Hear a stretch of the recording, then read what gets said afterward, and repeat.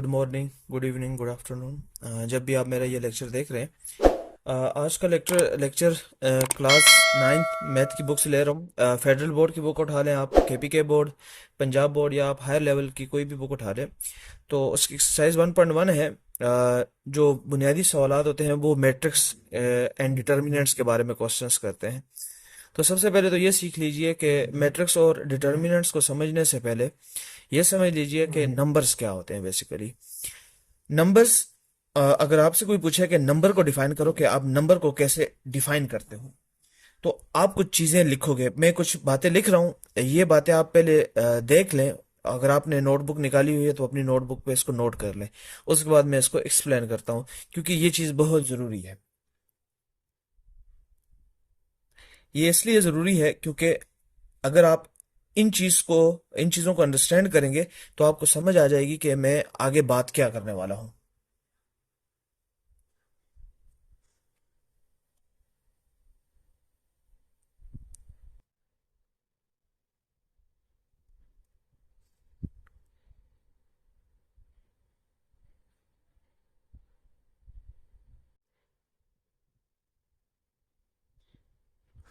Start करते हैं। Numbers क्या है? बेसिकली ये वो मैथमेटिकली ऑब्जेक्ट्स हैं जो इस्तेमाल किए जाते हैं, यूज टू। किस लिए इस्तेमाल किए जाते हैं? या तो क्वांटिफाई करने के लिए, यानी किसी मिकदार को मुतय्यन करने के लिए, या शुमार करने के लिए, या पैमाइश के एतबार से इस्तेमाल किए जाते हैं, या किसी चीज की मेजरमेंट करनी हो, या उसको उसका कैलकुलेशन करनी हो। यानी कैलकुलेशन से मुराद क्या है? या तो आपने सब्ट्रैक्शन करनी हो, या आपने एडिशन करनी हो, या आपने डिवीजन करनी हो, या आपने मल्टीप्लिकेशन करनी हो। ये जो सिंपल बेसिक मैथमेटिक रूल्स होते हैं addition, subtraction, division and multiplication करने के लिए, तो इनके लिए भी आप वो मैथमेटिकल ऑब्जेक्ट्स को इस्तेमाल करते हो जिन्हें हम नंबर्स कहते हैं। तो नंबर्स बेसिकली क्या है? ये वो मैथमेटिकल ऑब्जेक्ट्स हैं जिनको हम क्वांटिफाई करने के लिए, काउंट करने के लिए, मेजर करने के लिए और कैलकुलेट करने के लिए क्या करते हैं? हम इनका इस्तेमाल करते हैं। मिसाल के तौर पर मैं कहता हूं मेरे पास 12 बनानाज है। अब मैंने क्या कर दिया? मैंने क्वांटिफाई कर दिया। मैंने क्या कर दिया? किसी ऑब्जेक्ट को, किसी चीज को मैंने क्या कर दिया? क्वांटिफाई कर दिया। यानी बनानास को मैंने क्वांटिफाई कर दिया। जब मैं 12 कहूंगा तो इसका मतलब यह है कि आपके जहन में आ चुका कि यह किसी मिकदार की तरफ इशारा है, किसी मेजरमेंट की तरफ इशारा है, किसी काउंट की तरफ इशारा है। एक बात, या मैं आपसे कहूं कि मेरे पास 1 kg शुगर है, तो ये 1 बेसिकली क्या है? ये वो काउंट है, ये वो मैथमेटिकली ऑब्जेक्ट्स है, ये वो नंबर है कि जिसके जरिए मैं क्या कर रहा हूं? क्वांटिफाई कर रहा हूं, काउंट कर रहा हूं, मेजर कर रहा हूं या कैलकुलेट कर रहा हूं। किसको?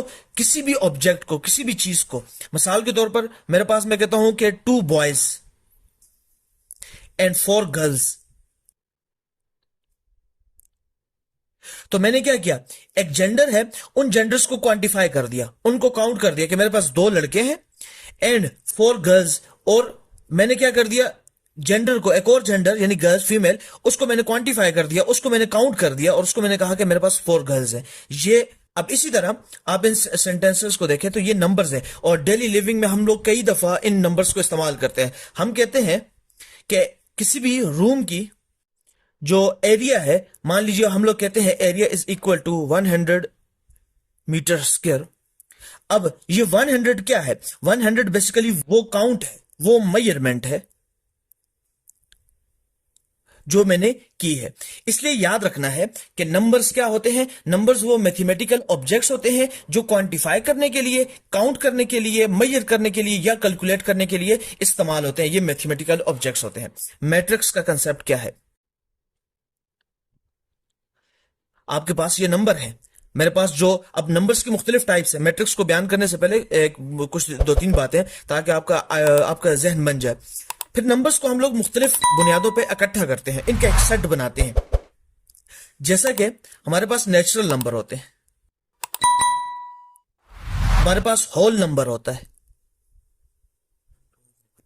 अच्छा, नंबर्स हमारे पास, इनको मुख्तलिफ सेट पे हम लोग इकट्ठा करते हैं। नेचुरल नंबर होते हैं, होल नंबर होते हैं। जब इंशाल्लाह सेट के टॉपिक्स को या उनके चैप्टर्स को हम स्टडी करेंगे इंशाल्लाह, आप चैनल को लाइक एंड सब्सक्राइब करें और इंशाल्लाह इंटैक्ट रहें, तो आपको इंशाल्लाह ये चीज़ें भी समझने को मिलेंगी।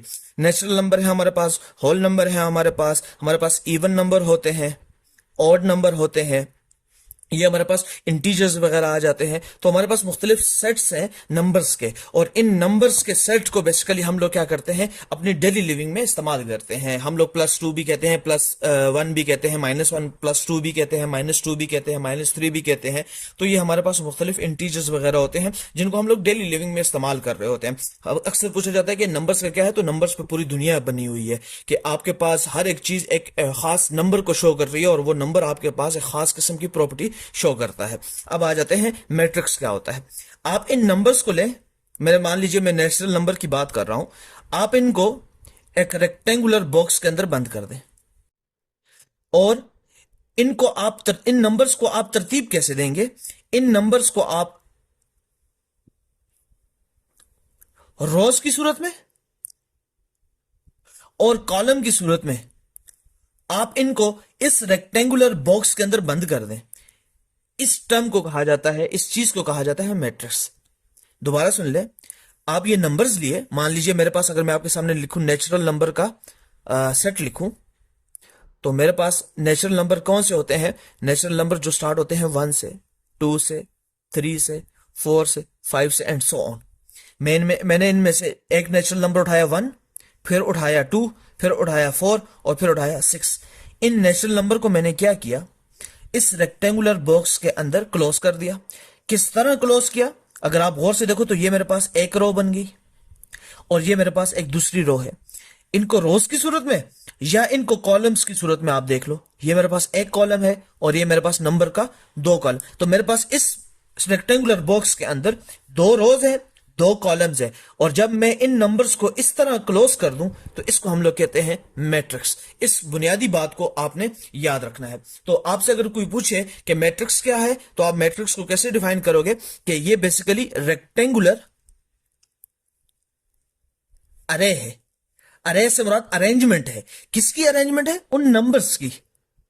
और इन नंबर्स की जो अरेंजमेंट हम लोग करते हैं, वो अरेंजमेंट कैसे होती है, इन द फॉर्म ऑफ रो करते हैं या in the form of column. हम लोग क्या करते हैं, इन नंबर्स को अरेंज करते हैं। तो इसको बेसिकली हम लोग क्या कह सकते हैं, इसको हम लोग कहते हैं मैट्रिक्स।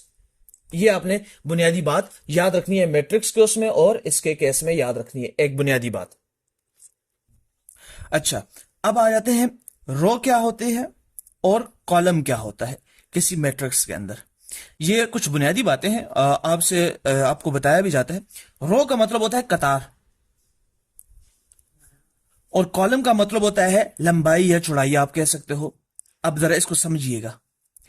कतार से मुराद ये है कि जब हॉरिजॉन्टली नंबर्स को आप देखना शुरू करें, मान लीजिए 1, 2, 3, 4, 5, 6। अब जब आप हॉरिजॉन्टली देखेंगे, यानी यहां से स्टार्ट करें और यहां तक जा रहे हैं, यहां से स्टार्ट करें यहां तक जा रहे हैं, तो बेसिकली आप क्या करें, हॉरिजॉन्टली जब आप नंबर्स को काउंट करते हैं तो इसको हम लोग कह देते हैं रो है, ये एक रो है।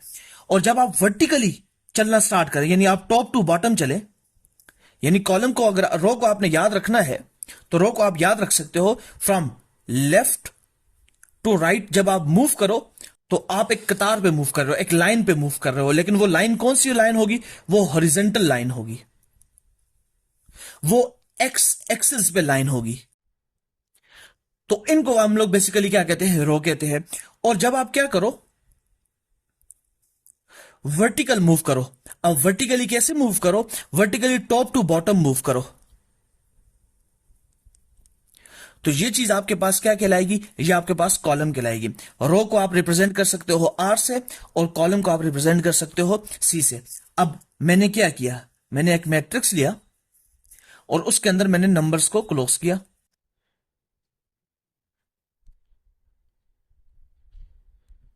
अब आपसे कोई पूछे कि ये बताएं कि इस मैट्रिक्स, जिसको मैं नाम दे देता हूं ए, इस मैट्रिक्स में रो की तादाद कितनी है और कॉलम की तादाद कितनी है।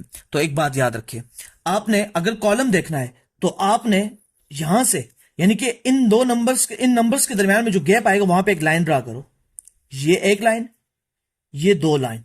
अब जरा काउंट करो, column number 1, column number 2 and column number 3। इसका मतलब यह है कि इस मैट्रिक्स ए के अंदर कॉलम नंबर 1 भी है, कॉलम नंबर 2 भी है और कॉलम नंबर 3 भी है।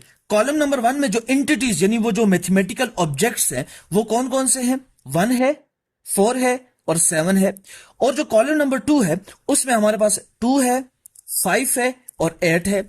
और जो हमारे पास कॉलम नंबर 3 है उसमें हमारे पास है 3 है, 6 है और 9। ये हमारे पास है कॉलम का कंसेप्ट। रो का कंसेप्ट आप क्या करोगे? हॉरिजॉन्टल लाइन ड्रा करोगे, 1 2।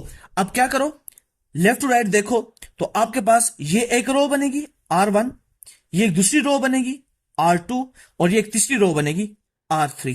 तो इसका मतलब यह है कि इसी मैट्रिक्स ए के अंदर हमारे पास R1 रो है, R2 रो है और R3 रो है।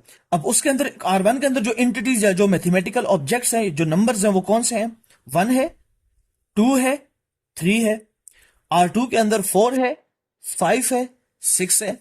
और R3 के अंदर हमारे पास है 7 है, 8 है और 9। इसका मतलब यह है कि आप इस तरह कैलकुलेट करते हो रोज को और कॉलम को। सबसे पहले आप पहचान करते हो कि रोज कौन सी है और कॉलम कौन सा है, फिर उसके बाद आप उसको आइडेंटिफाई भी करते हो। यह है रो और कॉलम का कंसेप्ट। अच्छा, अब करते हैं नया टॉपिक, वो है ऑर्डर ऑफ मैट्रिक्स। अच्छा, मैं आपको बुनियादी कंसेप्ट तमाम बता रहा हूँ। जब आप लोगों को बुनियादी कंसेप्ट समझ आ जाएंगे उसके बाद आपको किसी को देखने की जरूरत नहीं है। आपने बुक को ओपन करनी है, बुक की एक्सरसाइज जो भी टॉपिक जिस हवाले से मैं करवा रहा हूँ आपने बस वो ओपन करना है और उस एक्सरसाइज को देखना है कि वो वहां पे बात क्या है। कंसेप्ट वही अप्लाई होगा जो मैं बता रहा हूँ, इसके बाहर कुछ भी नहीं है। एक्सेप्शंस होती है, कोई एक दो क्वेश्चंस ऐसे होते हैं जो वो आपको ट्रिकी सा दे देते हैं, जो बाद में आपको कंफ्यूज करता है, लेकिन वो कंफ्यूजिंग नहीं होता, वो सिंपल होता है। तो लेकिन आपने कंसेप्ट को याद रखना है, जहन में असल चीज होनी चाहिए आपके जहन में कंसेप्ट, इसका कोर आइडिया होना चाहिए। ऑर्डर ऑफ मैट्रिक्स क्या है? मैंने एक रेक्टेंगुलर बॉक्स बनाया और उसमें मैंने नंबर्स को क्या कर दिया? इनक्लोज कर दिया। और इसको मैंने एक लेबल कर दिया, एक नाम। आपको भी इसी तरह दे दिया जाएगा। अब आपसे एक क्वेश्चन होगा, आपसे कहा जाएगा इस मैट्रिक्स का, अब पहले तो पहचान ये हो जानी चाहिए कि ये मैट्रिक्स ही है। क्यों मैट्रिक्स है? क्योंकि एक रेक्टेंगुलर बॉक्स के अंदर नंबर्स को कॉलम और रोज की सूरत में अरेंज कर दिया गया है, ये मैट्रिक्स है। अब आपसे सेकंड क्वेश्चन है कि इसका ऑर्डर मालूम करो। तो आप क्या करोगे? जैसे ही आप लफ्ज सुनो ऑर्डर का, तो आप पता है जहन में एक छोटी सी शॉर्ट सी ट्रिक रखोगे।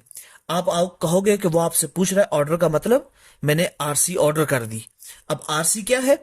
आपने बताना है कि किसी खास मैट्रिक्स के अंदर रोज की तादाद कितनी है और उसको मल्टीप्लिकेशन के साइन के बाद शो करना है कि कॉलम की तादाद कितनी है। अब जब यहां देखो तो रोज को देखो तो यहां पे एक रो और ये दूसरी रो। इसका मतलब यह है कि इस खास मैट्रिक्स के अंदर जिसका नाम ए है, इसमें हमारे पास दो रोज है। और अब कॉलम को देखना है तो कॉलम के लिए काउंट करो, मैंने आपको ट्रिक्स सिखा दी है। तो कॉलम को आप काउंट करोगे तो आप कहोगे एक कॉलम, दूसरा कॉलम और ये तीसरा कॉलम। तो आप कहोगे इसका ऑर्डर हमारे पास है 2x3। ये है हमारे पास ऑर्डर ऑफ मैट्रिक्स। इसका एक जनरल फार्मूला लिखा जाता है M×n। M से मुराद रो, n से मुराद कॉलम। ये आपने याद रखना है और इसी कंसेप्ट को आपने अप्लाई करना है। मैं मुख्तलिफ एग्जांपल्स को आपको वैसे करवा देता हूं, लेकिन आपको ये चीजें अब समझ आ जानी चाहिए। 1 2 3 4 5 6 7 8 9। अब आपसे पूछे कि इसका ऑर्डर क्या है, तो ऑर्डर से क्या मुराद है? क्या ऑर्डर कर दिया? आरसी ऑर्डर कर दिया। तो आरसी क्या होगा? रोज कितनी है? 1 2 3। तो मेरे पास 3 इसके रोज हैं, इसमें रोज, इस मैट्रिक्स में रोज है और इसमें कितने कॉलम है? 3 कॉलम है। ये है हमारे पास ऑर्डर ऑफ मैट्रिक्स। इसको याद रखना है। सिमिलरली आपसे पूछा जाए 0 0 0 और 0, आपसे कहा जाएगा इसका ऑर्डर क्या है, तो इसका ऑर्डर भी क्या है? 2x2। कैसे? 2 रोज हैं और 2 कॉलम्स हैं, 1 और 2 कॉलम्स। आरसी ऑर्डर क्या की आपने? आरसी ऑर्डर कर दिया। ये है ऑर्डर ऑफ मैट्रिक्स का कंसेप्ट। और इसका जनरल फार्मूला क्या है? M×n। और किस तरह काउंट करते हैं, मैट्रिक्स क्या है, रोज क्या है, कॉलम क्या है, ये मैंने आपको एक्सप्लेन कर दिया। अच्छा, अब आ जाते हैं हमारे पास इक्वल मैट्रिक्स। पता है क्या किया जाएगा? आपसे कहा जाएगा मेरे पास मैट्रिक्स ए है, मान लीजिए मेरे पास मैट्रिक्स ए है 1 2 3 एंड 4, और फिर आपको एक दूसरा मैट्रिक्स दे दिया जाएगा, वो होगा बी, और आपको पता है क्या कहा जाएगा? आपको कहा जाएगा 1 प्लस 0 है, 2 प्लस 0 है, 4 माइनस 1 है, और 5 माइनस 1 है। और अच्छा, तो क्या बात हो रही थी कि आपको दो मैट्रिक्स दे दिए जाएंगे और आपसे कहा जाएगा कि बताएं क्या ये इक्वल मैट्रिक्स हैं कि नहीं है। तो पता है क्या करना है? अगर आपने ये सर्च करना हो कि क्या आया दो मैट्रिक्स आपस में बराबर हैं कि नहीं है, तो पता है क्या चीज देखोगे? दो चीज देखोगे। पहली चीज पता है क्या देखोगे? कि उनका ऑर्डर सेम होना चाहिए। ऑर्डर क्या होना चाहिए दोनों मैट्रिक्स का? सेम। अब ऑर्डर कैसे फाइंड करते हैं? आप पता है क्या करोगे? आप देखोगे कि इस मैट्रिक्स में रोज कितनी हैं और कॉलम्स कितने हैं। तो दो रोज हैं और दो कॉलम है। यहां पे भी देखो, जब इसको आप सोल्व करोगे तो सोल्व करके आंसर क्या निकलेगा? 1 प्लस 0 1, 2 प्लस 0 2, 4 माइनस 1 3, और 5 माइनस 1 4। इसका मतलब ये है इसमें भी मेरे पास दो कॉलम्स हैं और दो मेरे पास रोज हैं। इसका मतलब ये हुआ कि इन दो मैट्रिक्स का ऑर्डर तो क्या हो गया? सेम। पहली प्रॉपर्टीज जस्टिफाई कर दी। इसका मतलब ये है कि ए और बी का ऑर्डर क्या आ गया? सेम आ गया। अब पता है क्या? इसकी सेकंड प्रॉपर्टीज देखो। सेकंड प्रॉपर्टीज क्या होगी? कि जो करस्पॉन्डिंग एंटिटीज हैं वो भी सेम होनी चाहिए। क्या मतलब? मतलब ये कि अगर आपके पास जो ए मैट्रिक्स है उसको देखो, उसमें क्या था? 1 2 3 एंड 4। अब जरा बी को देखो जो मैंने सॉल्व किया हुआ है, 1 2 3 एंड 4। गौर करो, इसकी ए का जो टॉप में टॉप लेफ्ट साइड पे जो मौजूद है वो क्या है? 1। तो बी का जो टॉप लेफ्ट है वो वहां पे क्या मौजूद है? 1। फिर ए का जो देखो तो वो टॉप राइट साइड पे क्या है? 2। और इसका जो टॉप राइट साइड है वो भी क्या है? 2। इसका बॉटम लेफ्ट पे जो मौजूद है वो क्या है? 3। और इसका भी क्या है? 3। और जो इसका 4, और ये भी इसका क्या है जी? 4। इसका मतलब क्या? कि जो करस्पॉन्डिंग एंटिटीज है वो भी सेम है। अगर मैं इसको कह दूं, इस पोजीशन को कह दूं ए, इस पोजीशन को कह दूं बी, इस पोजीशन को कह दूं सी, और इस पोजीशन को मैं कह दूं डी, इसका मतलब ये है कि ए की जो ए पोजीशन पे मौजूद जो नंबर है वो बिल्कुल सेम है बी के उसी पोजीशन पे मौजूद जो नंबर है। और इस तरह कंटिन्यू आपने याद रखना है। जब ये चीजें आपके पास आ जाए तो इन मैट्रिक्स को कहा जाता है इक्वल मैट्रिक्स। अब आप सर्च करके देख लो, लेकिन याद रखना करस्पॉन्डिंग एंटिटी सेम होने का मतलब यह है कि उनका साइन तक भी सेम होना चाहिए। मतलब प्लस माइनस ये जो साइन होंगे यूज होंगे ये तक भी इसके साथ सेम होने चाहिए। ये है इक्वल मैट्रिक्स का कंसेप्ट। अब आप इन चीजों को जहन में रखते हुए कि कॉलम क्या है, रो क्या है, ऑर्डर ऑफ मैट्रिक्स क्या है और इक्वल मैट्रिक्स क्या है, इन कंसेप्ट को जहन में रखते हुए आप एक काम करो, एक्सरसाइज को सोल्व करो। फिर अगर आपसे सोल्व नहीं होंगे, अगर सोल्व हुए तो कमेंट सेक्शन में जवाब दें कि कहें सर हमने सोल्व कर लिया, और अगर नहीं सोल्व हुए तो मेरे इस एक्सरसाइज 1.1 का इंतजार करें। Thank you.